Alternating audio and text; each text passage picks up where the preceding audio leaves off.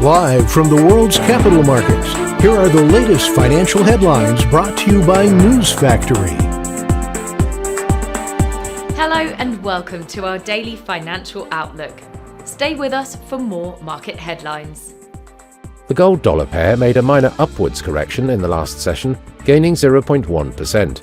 The ultimate oscillator is giving a positive signal. The euro-dollar pair rose 0.3% in the last session. According to the RSI, we are in an overbought market. The pound gained 0.4% against the dollar in the last session. The ultimate oscillator is giving a positive signal. The Aussie gained 0.7% against the dollar in the last session. The MACD's positive signal is in line with the overall technical analysis.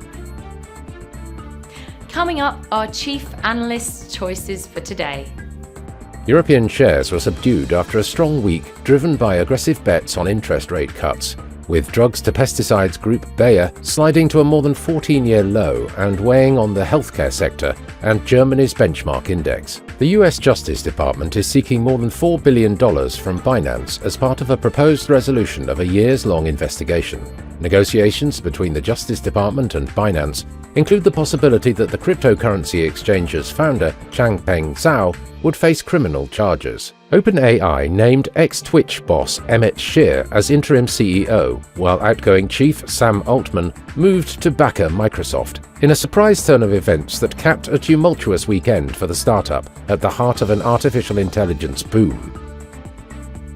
Those were today's major economic events, and now moving on to world financial headlines.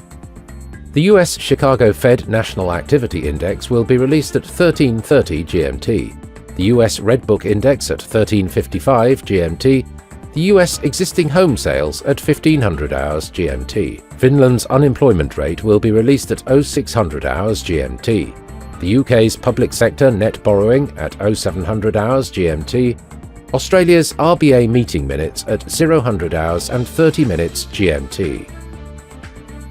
We hope that you've enjoyed Tuesday's financial report. On behalf of all of us here, we wish you a productive trading day.